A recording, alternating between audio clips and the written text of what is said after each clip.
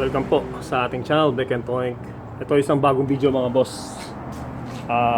Ang muli kong isi-share sa inyo, solar system, solar battery at solar panel. Ayan. Meron lang tayong 4 na solar panel dito boss. Sa mga hindi pa po nakakapanood, 4 pa lang yung solar panel ko. Ayan. Dalawang maliliit lang, saka yan, dalawang medyo malaki lang na konti doon.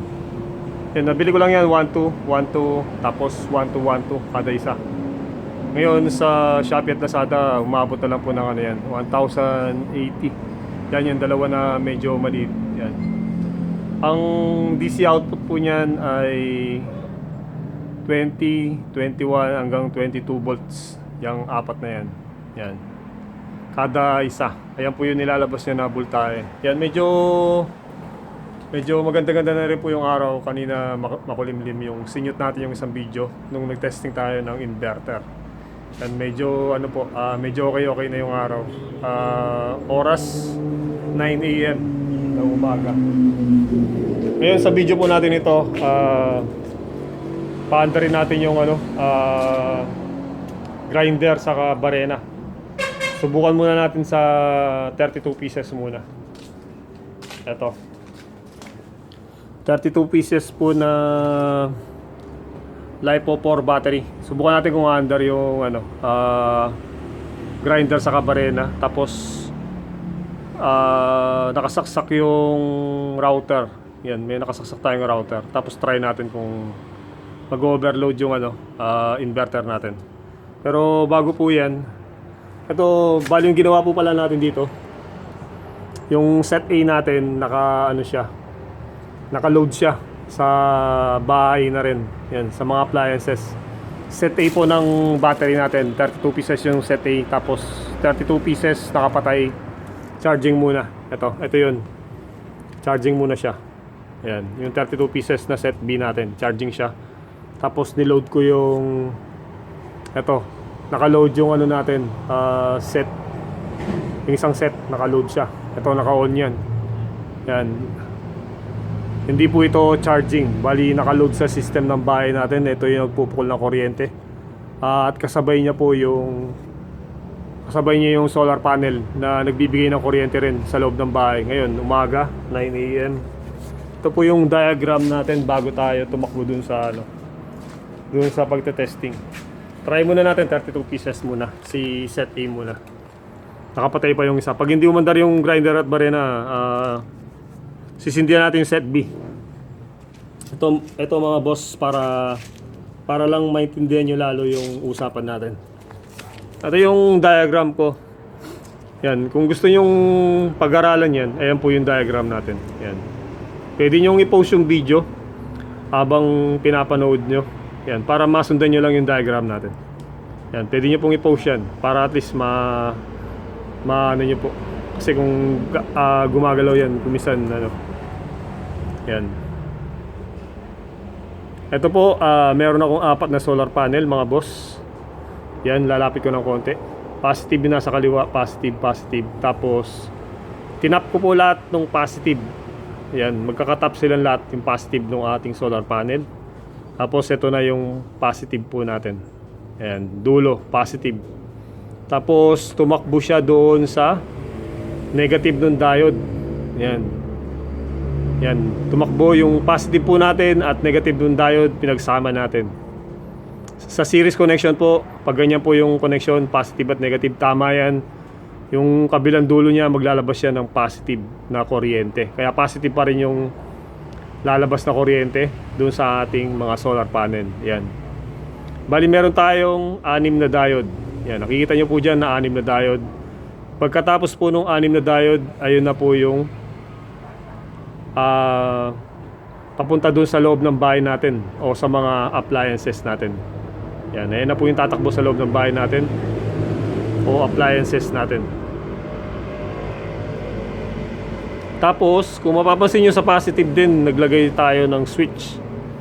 Pagkatapos ng isang diode, meron tayong switch dito. Yan.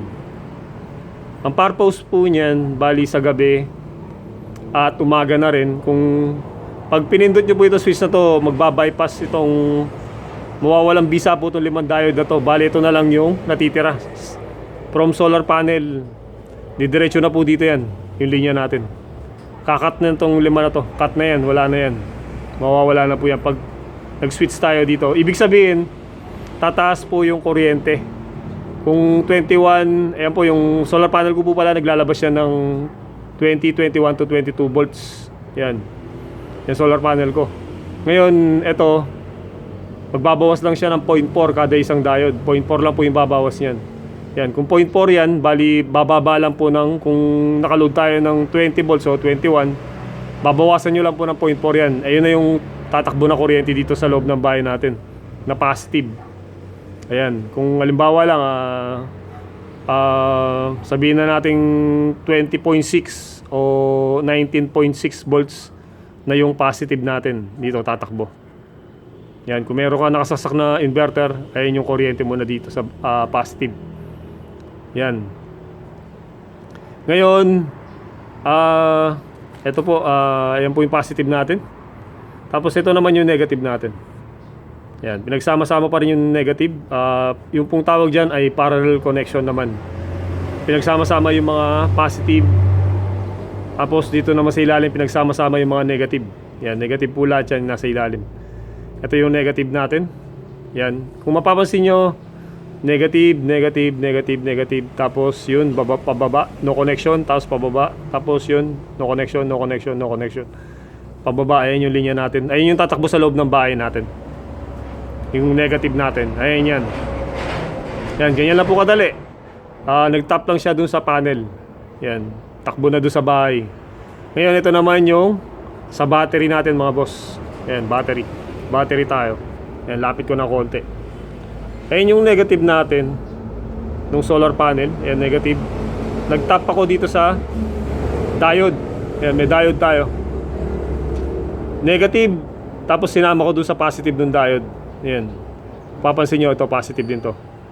Tapos dito, kung papansin nyo, nag-parallel tayo ng dalawang diode. Tapos dito na naman sa kabila, parallel. Pero dito sa gitna, pag diretso po yan, series yan. Series connection yan. Tapos dito, dinoble lang natin parallel. Yung kada isang diode, nag-parallel siya ng isa pang diode. Yan. Tapos sa dulo, kung papansin nyo, dahil negative ito, dapat negative din yung dito lalabas. Yung pinaka-final nung outcome nung diode natin, negative pa rin. Yan, negative. Para magpukol ng negative na kuryente dito kay battery. Yan. Ulitin ko lang po, sa series connection po, negative, ayan, negative ng solar panel, tinap natin doon sa positive ng diode. Yan. Tapos naglabas po siya ng negative doon sa diode. Ayan. Tapos yung negative ng diode, tatap na naman natin dito sa positive ng diode. Ayan po. Positive ng diode. Tapos maglalabas naman yung from doon po, maglalabas siya ng negative. Yan. Negative at positive pa rin, pinagsama yan. Tapos ito negative. Ito na yung tatakbo doon sa isang battery natin. Set B. Yan, set B. Kaya ginawa ko naman pong ganyan yan para matibay. Matibay siya. Ito yung purpose po nitong diode na to. Sa umaga po, charging lang yan. Kung gusto nyong i-load sa bahay yan, kung gusto nyo pong maglabas ng kuryente itong battery na to, bali ito na yung pinaka-switching natin. Yan, switching na po natin to. Ayan yung switch natin, meron tayong switch dito. Para i-bypass po itong mga diode na to, bypass o mawalang bisa yan, naglagay tayo ng switch dito. From negative ng battery, papunta dun sa negative ng solar. At ayun na rin po yung negative ng solar, ayun na rin po yung tumatakbo dun sa negative ng bahay natin. Ayan, ayun siya. Ayan, nakikita nyo na ayun lang yung wire natin. No connection, tapos ayun, negative na ng solar. Tapos, yun nga po, tumakbo dun sa diode natin. Tapos ito pa rin, negative ng solar, tumakbo dun sa switch at nung battery. So pag sinwitch natin yan, patay na to. Patay na yung mga diode na yan. Pero pag nakaano po yan, open yan o hindi nakakonect, ito switch na to, open siya, hindi po nakakonect yan, under tong diode natin. Ang mangyayari po nun, charging lang yung ating baterya. Wala pong ilalabas na negative yung battery natin dito sa linya na to. Yan. Sana po mag-gets nyo yung pinapaliwanag ko. Pag medyo mabilis po yung explanation ko, pwede nyo pong i-rewind yung ating video. At suggest ko na rin po, panoorin nyo po yung part 1 hanggang the rest, yung packet na part natin about solar system, solar panel at solar battery. Yan, solar installation. Ayan po yung set B natin. Yan, negative muna tayo. Tapos dito naman, ganun pa rin po yung sistema natin from solar panel na negative. Yan, negative ng solar panel. Nag-tap tayo dito sa positive ng diode. Yan, positive ng diode. Tapos dito rin, positive pa rin ng diode doon sa pangalawa. Tapos lalabas dyan, kalalabasan, negative, negative ng diode. Tapos negative ng diode at positive ng diode, pinagsama pa rin natin. Tapos yun, dito negative na po yan, negative. Yan, yung negative na yan, tatakbo na sa negative ng ating battery. At kung papansinin nyo, gaya po nung nauna, meron siyang switch. Ito meron din switch. Yan, negative ng battery, papunta dito sa negative ng solar. Yan, meron siyang individual switch. Para at least po, ito, napapahinga. Hindi siya nagpupukol ng kuryente doon sa loob ng bahay. Pag ganito, charging lang siya. Kaya meron ka ng salitan. Salitan. Ito na yung panggabi mo. Ito yung pangumaga. Pwede naman po ito yung panggabi. Pwede rin ito yung pangumaga. Yan. Kahit ano po dyan. Pag pinatay nyo po yung switch, charging lang siya. Yung switch dito sa papunta dito sa baterya natin. Charging lang po yan. Tapos ito naman, pag nakapatay din yan, charging lang siya. Yan. Kung gusto nyo po dalawang charging, papatayin nyo lang yung switch, charging yung battery natin. Yan. Meron kang charging na dalawang baterya. Ngayon, kung gusto nyo ibaba dito sa umaga hanggang hapon, tutulong siya. Doon sa solar panel natin, tutulong yan. Charging yan at the same time nagpupukol ng kuryente. At tumutulong na rin dito sa bahay natin. Yan, sisindihan nyo lang po ito switch na to. Yan, para mawala yung ano niya. Yung diode na to. Mawawalang bisa yan. Yan, ngayon po itong positive natin, ito tignan nyo lang. Ito yung positive natin naman. Yan, positive, pinagsama natin, positive yan. Positive yung battery ng dalawa, set A, set B. Ayan yung linya natin.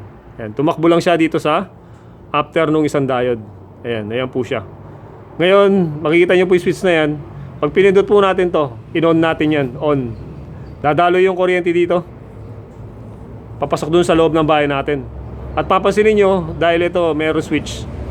From dito at dito, masya-short po yan.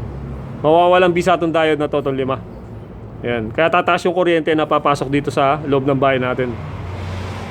Ayan. Sinadya ko po talagang tumaas yung kuryente dyan kasi ang mangyayari po kasi pag gumamit tayo ng inverter, magdadrop tong kuryente na to.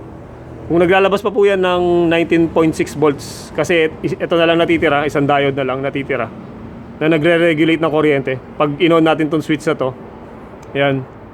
Yun nga po, nag-load ka ng inverter, ilaw, magdadrop yung kuryente, pwedeng bumaba ng 12 volts yan. Ito pong battery natin, 4S, 4 series, 3.2 kada isa, 32,650. Bali yung final, ano po nito, final na kuryente nito ay 12.8. Yan, 12.8 po yan.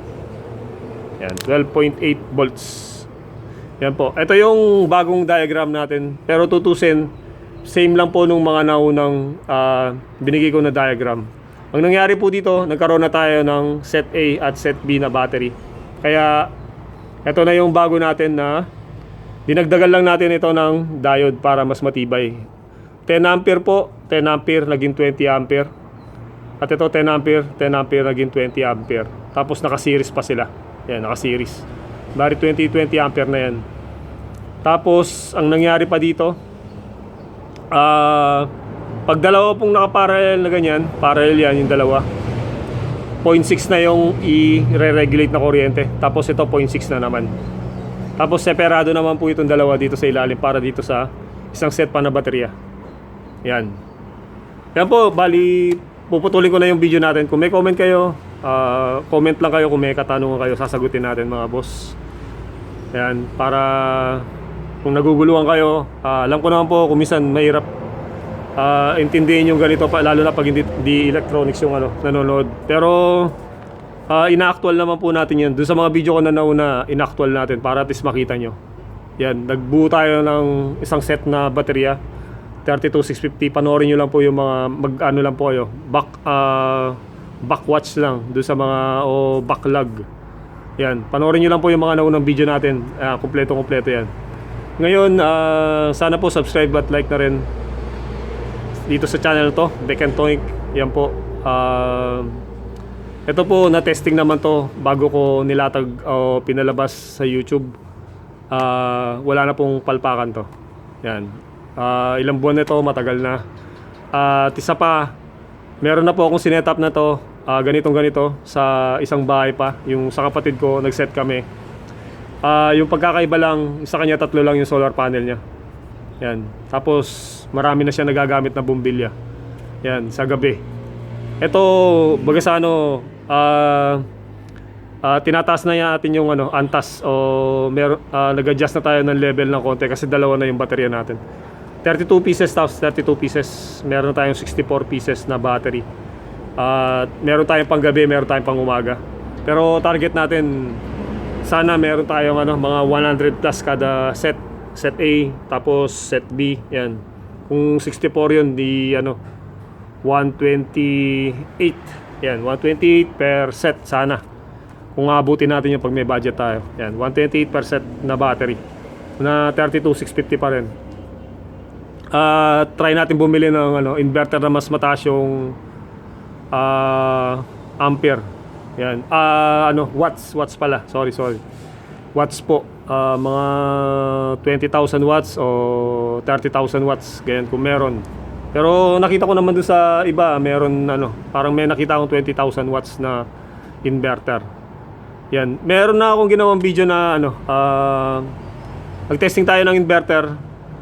32 pieces lang yung ginamit natin. Hindi tayo nag-on ng sabay, dalawa. Hindi ko muna in-on yung dalawa. Kasi para maipakita ko sa inyo kung gaano lakas yung battery na 32 pieces na 32,650 LiPo 4 battery. Parang may ka na dito, generator. Kaya lang ngayon nga po, dito sa video natin, dahil limited pa yung natin, yung financial natin, o syempre wala tayong ganong pera, limitado pa po yung galaw natin. Yan. Kaya sana po suportahan nyo itong channel na to para at least mabili natin yung kailangan natin dito sa mga project natin.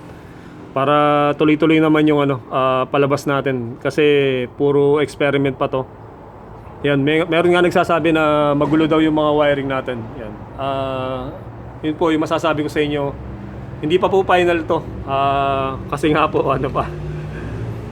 experiment lahat. Tapos, siyempre bago natin ipalabas, testing. Yun nga po, ito yung sa amin, ilang buwan na yan, umaandar na, malapit na mag-1 taon. Okay, nakabawas kami ng kuryente, from 2,400, 1,000 na lang ngayon. Yun, continuous pa rin yung pag-aaral. Ito na, naging 2 na yung baterya natin, 32. Tapos susunod, magiging 3 na yan. Latag natin ulit yung diagram natin. Yan. Sundan nyo lang po yung diagram na yan mga boss, hindi kayo malilito. At nilagyan ko naman sila ng tanda. Yan, negative. Ito po, no connection yan. Yan, iano natin. Yan, sasakto natin. Yan, para makita nyo. Sa cellphone po, pwedeng i-zoom yan. Kaganyanin nyo lang, pwedeng i-zoom siya. Yan, sasakto ko sa screen. Yan, kitang kita. Yan, next video po natin, testing tayo ng grinder.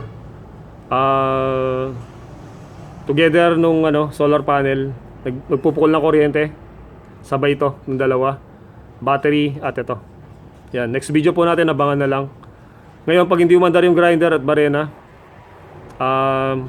sulpak natin to. Paandar rin natin to. Switch lang natin to, switch na yan, aandar na yan. At yun, switch nyo lang yun, aandar na rin to. Bali 2, tapos pangatlo to. 3 silang magpupukol ng kuryente dito sa linya ng bahay natin. Grinder at barena muna.